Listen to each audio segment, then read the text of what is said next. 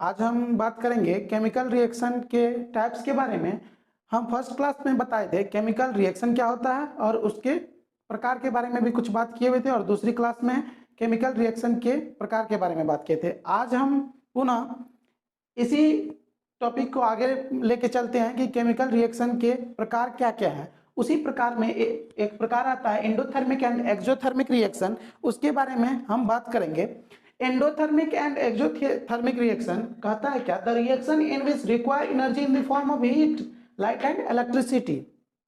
यदि किसी अभिक्रिया को कराने के लिए या अभिक्रिया से प्रतिफल या अभिफल प्राप्त करने के लिए हम उस अभिक्रिया में एनर्जी को डालते हैं किस फॉर्म में, या तो हीट के फॉर्म में, या तो लाइट के फॉर्म में, या तो इलेक्ट्रिसिटी के फॉर्म में। या कह सकते हैं दूसरी भाषा में कि वैसी अभिक्रिया जो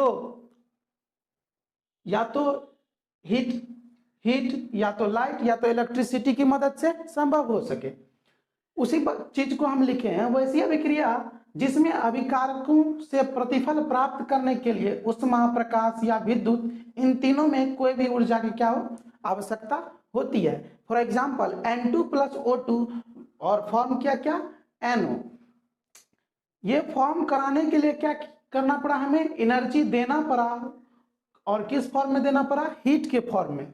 उसी तरह C प्लस H2 तो क्या बना, CO प्लस H2। मतलब क्या, इसमें एनर्जी दे के हमको प्रतिफल प्राप्त हुआ, इसीलिए इसके टेस्ट ट्यूब को छुएंगे तो हमें क्या महसूस होगा, ठंडक महसूस होगी।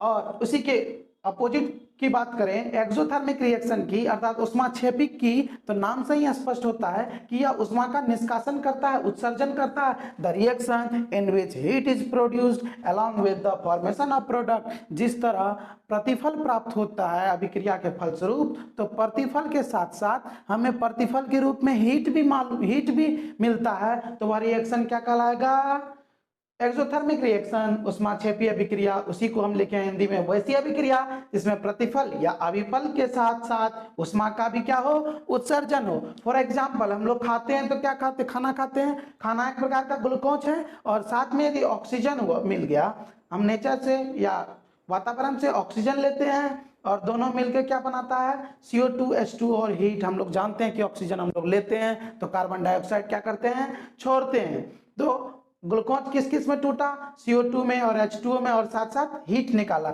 यहाँ पर क्या हो गया, तो जैसे ही प्रतिफल हुआ, प्रतिफल में कुछ सब्सटेंस हमको मिला, और सब्सटेंस के साथ साथ क्या मिला, हीट मिला। CH4 प्लस O2 बराबर CO2 H2O और हीट। यहाँ पर हीट प्रोडक्ट के रूप में प्राप्त हुआ, इसीलिए इसे कह सकते हैं कि यह एक्सोथर्मिक है, उष्माक्षेपी है। उष्मा को क्या किया, हमें उत्सर्जन करके दिया। अब हम बात करेंगे कि इसके टेस्ट ट्यूब को छूने पर हमें क्या महसूस होगी, तो इसके टेस्ट ट्यूब को छूने पर हमें गर्म महसूस होगा, क्योंकि यह अभिक्रिया के फलस्वरूप क्या करता है, उष्मा देता है। अब हम बात करेंगे कुछ और टाइप्स के बारे में। डिस्प्लेसमेंट रिएक्शन, नाम से ही पता चलता है कि किसी न किसी को डिस्प्लेस कर रहा है। तो पहले टाइप्स के बारे में बात करें, सिंगल डिस्प्लेसमेंट रिएक्शन, वह रासायनिक अभिक्रिया जिसमें अधिक अभिक्रियाशील धातु, जो अधिक ताकतवर धातु होगा, वो अपने से कम ताकतवर, कम क्रियाशील धातु को क्या करेगा, उसके विलयन से पृथक कर देगा, उसके विलयन से पृथक कर देगा। यहाँ पर देखिए CuSO4 का aqueous सॉल्यूशन बना हुआ मिला बना कहीं है, और उसमें Zn डाल दिए। तो Zn क्या है, मोर पावरफुल है, मोर रिएक्टिव है। वह क्या करेगा, Cu को निकाल फेंकेगा, तो निकाल दिया Cu को, और अपना सॉल्यूशन बनाया ZnSO4 प्लस Cu4। दूसरा एग्जांपल की बात करें HCl के साथ सोडियम आया। यहाँ पर देखिए हाइड्रोजन यहाँ है और सोडियम यहाँ है, तो मोर रिएक्टिव है सोडियम क्या करेगा, हाइड्रोजन को उसके विलयन से क्या करेगा, पृथक करेगा। तो क्या बनाएगा, अपना फॉर्मेशन NaCl और H2 को निकाल दिया। H2 और तीर का निशान बता रहा है कि H2 गैस ऊपर की ओर जा रहा है। अब चलिए H2 प्लस CuSO4 की बात करें, तो H2 देखिए यहाँ हाइड्रोजन यहाँ है और Cu यहाँ पर है। मोर पावरफुल कौन है, हाइड्रोजन है, मोर रिएक्टिव हाइड्रोजन है। तो हाइड्रोजन क्या करेगा, Cu को निकाल फेंकेगा, तो H2SO4 बनाया और Cu को बाहर निकाल दिया। ये कह सकते हैं कि मोर रिएक्टिव जो रहेगा वह अपने से कम रिएक्टिव को उसके विलयन से बाहर निकाल देगा। उसी को अंग्रेजी में हम लिखे the chemical reaction in which more reactive element displace less reactive element from its aqueous solution और साल्ट।